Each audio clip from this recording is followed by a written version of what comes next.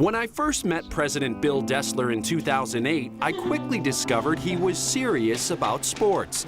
His very first hair dye challenge was aimed at increasing interest in basketball, a stunt he didn't need to do for men's hockey. I didn't really feel the need from the games I've gone to. We get great student turnout and support for those games. But in just his first year in office, President Destler did recognize the need for a new hockey arena.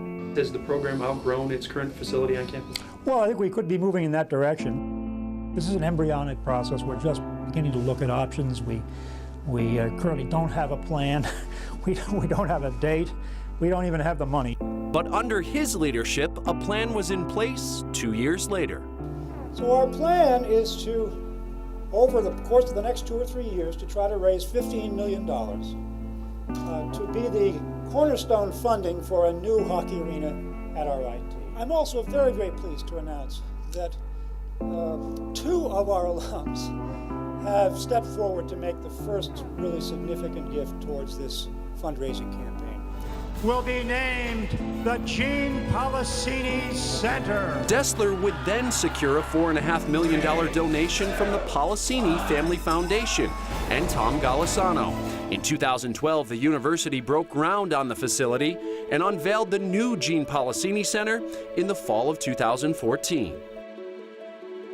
What do the donors like Tom Golisano and the Policini Foundation mean to the institution of RIT? If they don't step up, it doesn't happen. That's the way it is, okay? You can't build this thing entirely on institutional funds. It doesn't even make any sense to do that. You can't ask students to pay tuition to build a hockey arena. So that's a tremendous, tremendous step. And they step forward because they believe in RIT and they also believe in the Rochester community.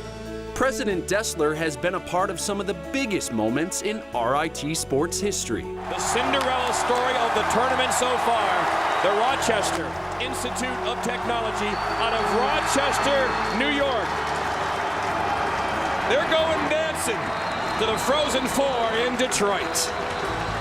And the Rochester Institute of Technology Tigers will be your 2012 NCAA Division III Women's Hockey Champions. I am more proud than I can say. They earned this championship the old-fashioned way. They just worked hard for it. And it's wonderful to see all that hard work get rewarded.